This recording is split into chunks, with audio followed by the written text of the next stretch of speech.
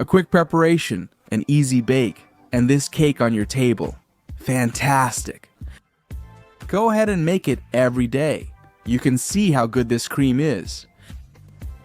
And what an incredible result. Good morning, I'm Viti, and this is Grandma's Kitchen. Today we'll make a very easy cake. Are you tired of always having store-bought cookies for breakfast? Well, this is your chance. It takes us just a minute to prepare, then you just have to bake it, and you'll have a super easy cake that you can make every day. Also, it lasts for several days, so you can bake it the day before. You can enjoy this cake for breakfast, as a snack, or anytime for a few days. Fluffy, easy, simple recipe. What more could you want? Let's go. Here are the ingredients. 160 grams of flour, regular wheat flour, and 100 grams of sugar. You can use white or brown, 70 milliliters of sunflower oil, 100 milliliters of milk, and 1 tablespoon of baking powder. We'll also add vanilla, and that's it. 2 tablespoons of vanilla extract and a pinch of salt. That's all, folks. As always, I remind you that I also leave the ingredients listed in detail below in the text box. And if not, grab a pen and paper, hit pause, and copy directly from the screen. Let's get started. We mix all the sugar with the eggs, 1 egg and another egg, and we mix everything together well.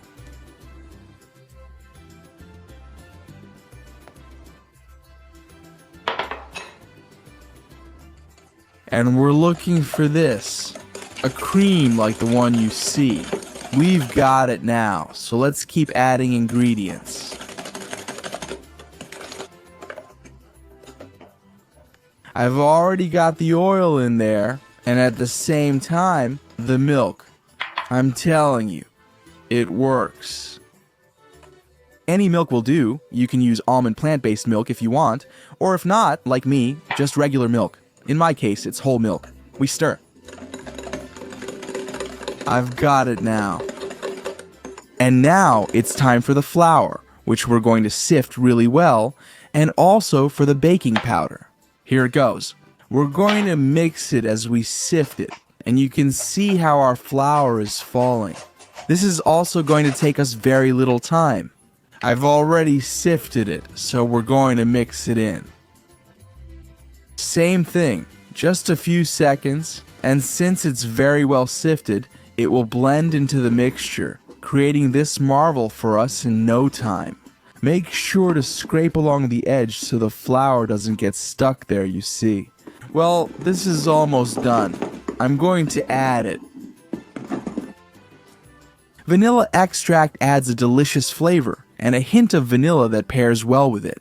If you don't have it, it's not necessary. Don't add it, and your cake will turn out the same. You can substitute it with something else. For example, some grated carrot works really well. Some chocolate chips, 2 teaspoons of cocoa. Any of these things work great, even a bit of almond flour. Fantastic. You can adjust it as you like and change it anytime for daily use. The first one with vanilla. Well, I have it ready, so now it's time to add our vanilla. And from that salt we talked about, just a pinch. Don't overdo it. That's enough. For those of you wondering why add salt to a sweet cake, I'll tell you that you only need to add a pinch. If you add too much, it'll be a flop, but just a pinch. What it does is enhance the rest of the flavors, so it'll taste much better in your mouth, and it hardly costs us anything. If you don't want to add it, if you're on a diet where you can't have salt, don't worry. Just don't add it, and that's it. Let's stir again. Do you see how it takes on a toasted color thanks to that vanilla? And that means we've finished the job. We already have the dough ready. We prepare a mold, and let's go. So let's go with the mold. This one is about 18 centimeters because I want it tall. If you want the cake to be shorter, just add a couple of centimeters here. Use a wider mold, and that's it. What I'm going to do is line the mold. Why? Because it's not removable, and I want it to come out whole. Lining the mold simply means spreading it with butter. Like this. Good. Both on the base and on the sides. We keep turning it, and like this, with the whole stick of butter. It's super easy. Once we have it, we're going to add a pinch of salt, and flour. Like that, just a little bit. There we go. I'm going to add a little more, I think, there. What will we achieve with this? Well, it's very simple. The flour will create a layer on top of our cake underneath, and it will prevent it from sticking. This is fantastic and always works. Well, I'm going to pour the mixture in, and I'm going to use another trick, in this case, the ladle trick. I'm going to pour the mixture into the ladle, and it will spread out in our mold. Why? Pouring from too high can mess up the lining and cause splashes, making it worse. This way is easier. You can see how it falls. It's wonderful. There it is. That's how I want it. Just like that. I let the last bit fall, and there it is.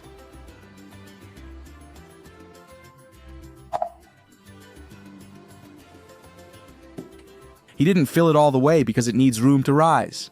The sponge cake, the cake in the oven, so in it goes. We preheat the oven to 180 degrees with heat from above and below. If you only have heat from below, that works too. Once the temperature is reached, we'll bake it for about 35 minutes at 180 degrees. And as you can see, as time goes by, it rises upwards.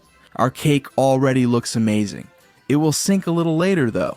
Now our cake is ready.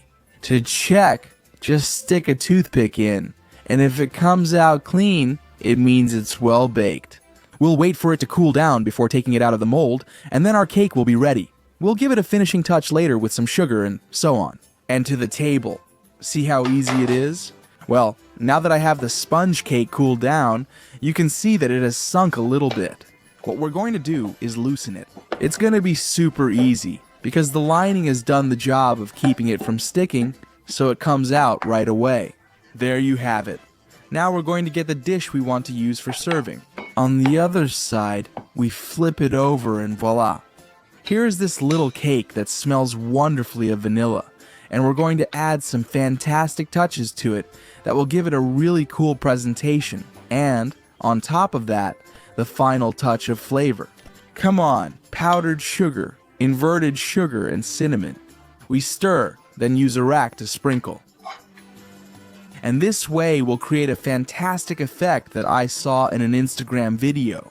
So there are some straight lines left on our cake. Super cool.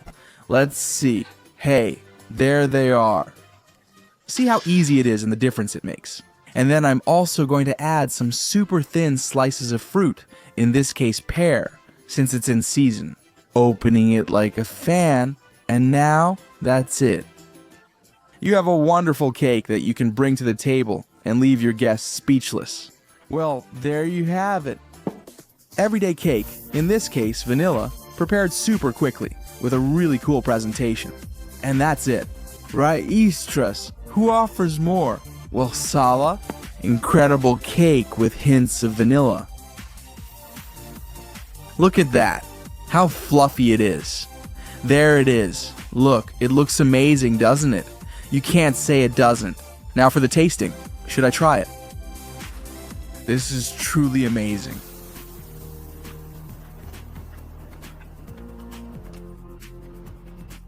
Look, let's see if the camera lets me. There it seems like it does. Look, look, look, look.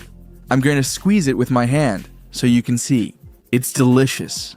That hint of vanilla, that touch, that fluffiness we talked about.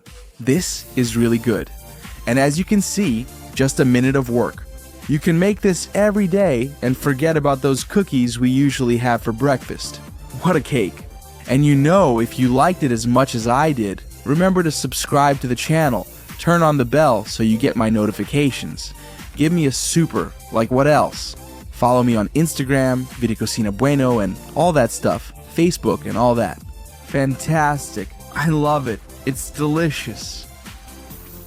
The mold can be round, long, square, or circular. It doesn't matter. Being polite doesn't take away from being brave. It'll turn out fine. Fine.